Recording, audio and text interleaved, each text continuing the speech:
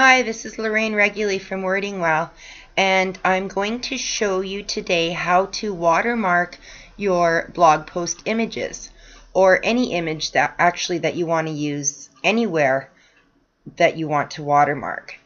So what we're going to do is we're going to go to a place called watermark-images.com, and you can, if you have images that are all the same size and you want to watermark them in a batch, you can choose up to 15 files at once to watermark.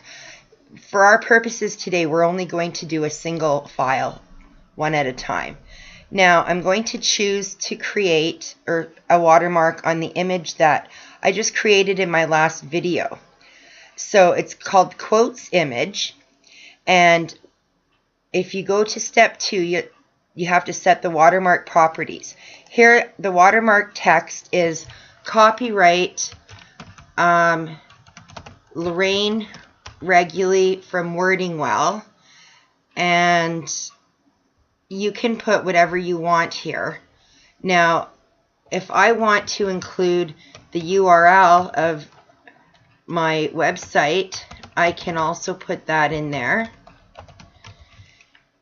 Now, the font properties we should set to about 14 points rather than the 40 point that it usually is. And because I don't like Times Roman, I prefer Arial over Times Roman, I'm going to change the font type as well.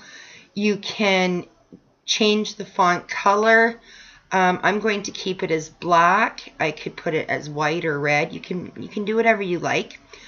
And the position of the watermark is something that we're going to talk about next.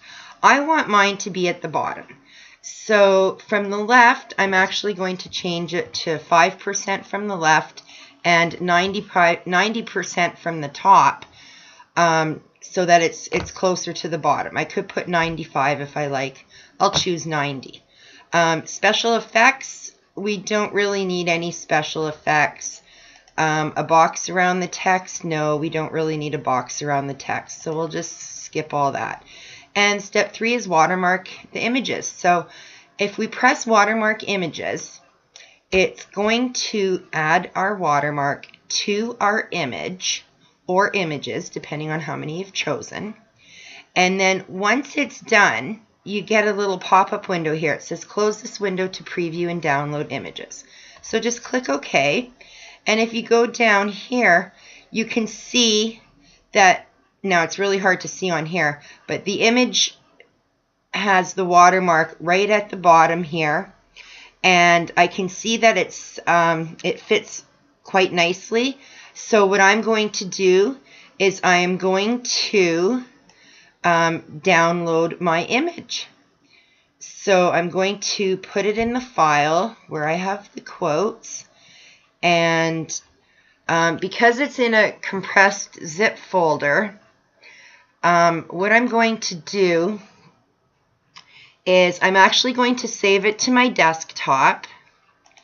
So I'll click Save, and then I'm going to find it on my desktop, open it up, and here I will open it up, and then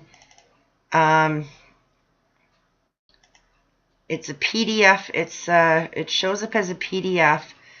So what I'm going to do is I'm going to copy it.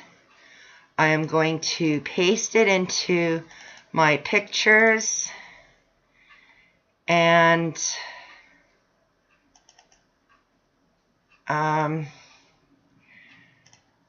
once I find it here, it has some kind of weird name on it. I can't remember. Oh, here it is. So here I'm going to rename it using whatever name I want to give it. So we can call it Quotes Image Watermarked, whatever you want to call it. So I'll just call it that because my first one was called Quotes Image, so I'll just call this Quotes Image Watermarked.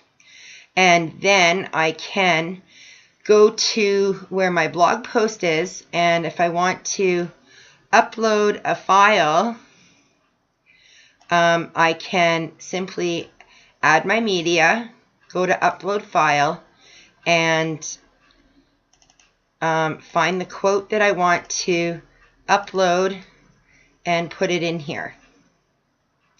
So this image has the watermark already on it, and we will see what it looks like in the blog post momentarily. As soon as it loads into the editor here, we will see it's still uploading right here. So as soon as it finishes uploading, what we will do is we will take a look at the description and the alt text for it. So let's just say this is an image that has been watermarked.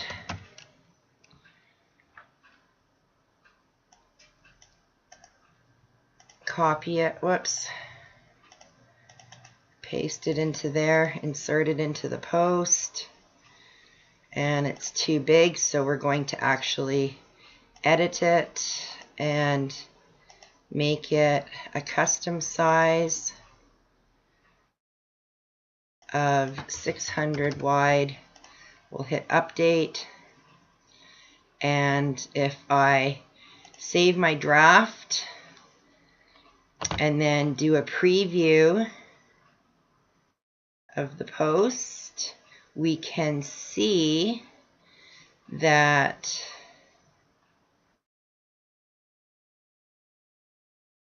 our watermark shows up, and it's not actually that big. You don't want it to be too intrusive, but you do want your images to have some kind of watermark on them somewhere. I don't always watermark my photos. Now, what I can do is if I want to change the color of the watermark, I can go to the special effects, the font properties, change the font color, or change the transparency as well, make it 0%, and if I want to change the color, I don't think white is actually an option. Something similar to white. Oh, maybe it is white. Okay, so there. And if I want to change the font size just slightly and go to 16, we'll watermark the images and we'll just take a preview and see what it looks like. So here you can see that it is watermarked. It kind of almost runs off the edge. So what we can do to change that is change the position of the watermark from the left, maybe make it 2%, and hit Watermark Images once more, preview it, and it looks like it's perfect there. So then I would go down and I would download this image and go through the steps again, save it to my computer and then upload it to my post. And that's basically it. Now, if I want to watermark a different image, okay, so hang on a second. Let me save this here. So download, save it to my pictures. I'll just save it to right here. It's a zip folder, so actually I'm just going to save it to my desktop and then change it later and then delete it off my desktop once I have it saved in my pictures somewhere. So what I'm going to do now is I'm going to choose another image and I am going to watermark. My text is the same. My font properties, I'm going to actually make this black, and I am going to watermark that image now. And I'll just take a preview before I change it. And here it looks pretty good. I'm just going to change the font size once more to 15, watermark my image, and then it should be perfect. And then once I see that it's perfect, then I can go ahead and I can save it again to my computer. So that's the tip that I have for you today. Thank you.